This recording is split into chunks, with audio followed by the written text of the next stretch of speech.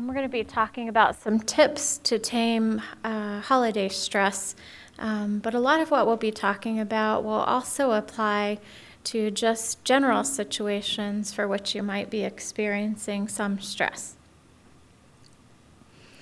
And so to get started, I'd like you to think for a minute about some of the things that tend to make your holidays more stressful than your average days or weeks. So just take a few minutes and think about some of the things that come to mind during the holidays that make them stressful.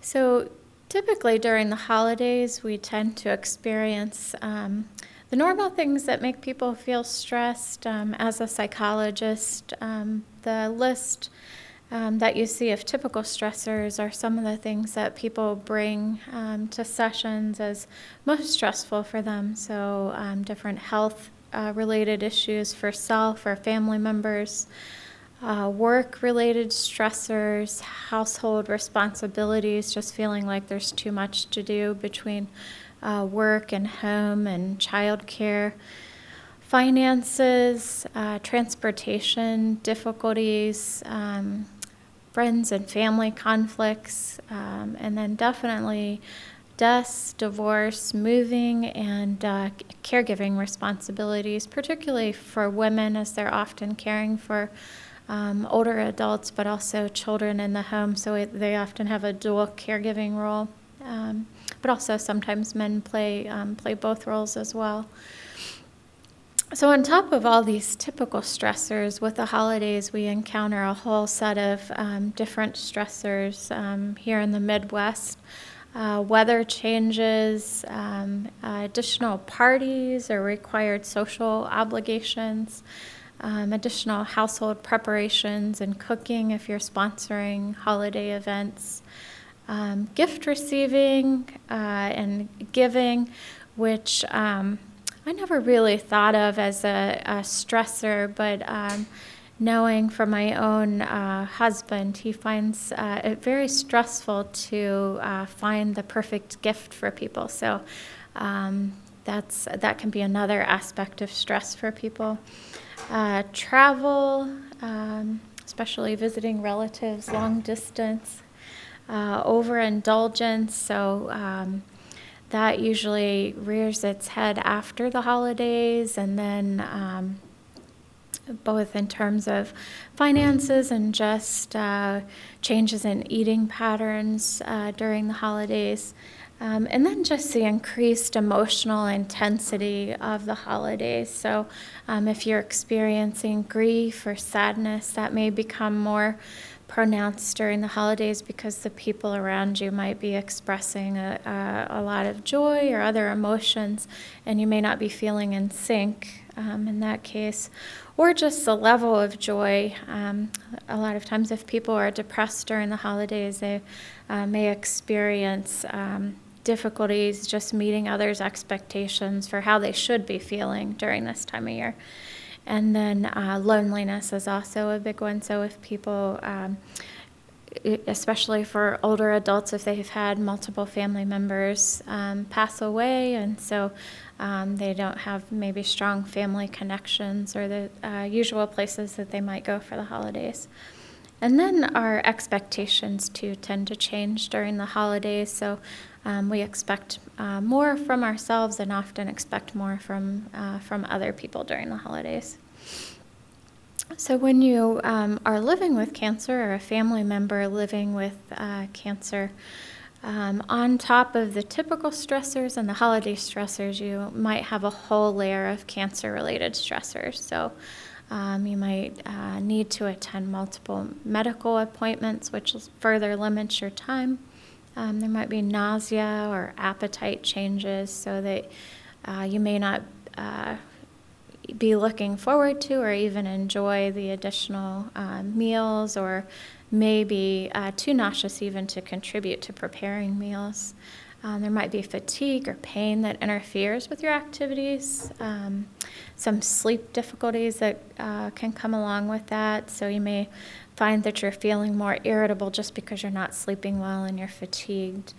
And then there could be changes in physical function, body image changes. So talking to a few people this week, they're concerned about going to different friend or family events or work-related events just because their appearance has changed so much. They may have lost weight, or so they're just not comfortable being around other people given the body image changes. Medical expenses too, like that can change your holiday preparation or budgeting. And then work and school changes. So people who are going through active treatment may have not been able to go to work, so they're not sure how to manage the holiday parties. And then especially if they're going through chemotherapy, might be thinking, should I go and expose myself potentially to colds and flus and other things. And then also, like, there's changes in time perspective for many people with cancer.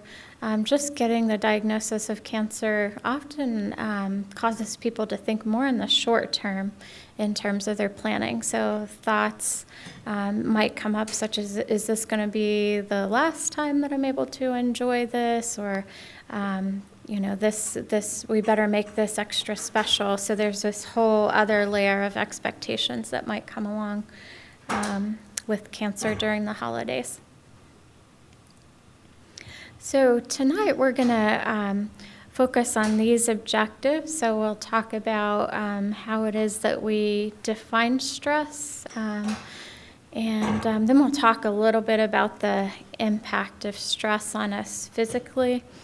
And then we'll talk about 4 strategies. We're going to talk about a lot of different strategies to reduce holiday stress, but I crossed out holiday because I think this applies in general to strategies for reducing stress. And then we'll talk about some of the similarities and differences between grief, depression, and seasonal affective disorder. So what is stress? Raise your hand if you've ever experienced stress, and raise your hand if you're very familiar with stress. Yeah, so it almost, you know how it feels, but this is how we would define it. So stress, the things that we were just talking about would be considered stressors or things that could produce stress, but stress is really our reaction or our perception. And that's a good thing, because being a reaction or a perception means that it's something that's changeable with practice. But stress arises when we perceive that we can't control or adequately cope with the demands being made on us or with threats to our well-being. So it comes about when you feel like there's just too much and it feels overwhelming. And along with that, you feel like you just can't cope with everything that's coming up. This is a transactional model of stress. So I like this because it gives you room to think about when something happens to you. There's actually a lot going on in our minds in terms of how to deal with stress and what the eventual outcome is. So something stressful happens, like your car breaks down and you're getting ready to go to a medical appointment, for instance. The first thing your brain is going to ask is, what does this mean? Is this a harm or a loss? Does it threaten me? Or is this a challenge to overcome? So in general, if you're looking at something as a challenge to overcome, it's going to feel less stressful than if you're viewing it as a potential harm or loss or a potential threat where something's going to be taken away from you. Then the mind, after it kind of sorts through, what does this event mean to me?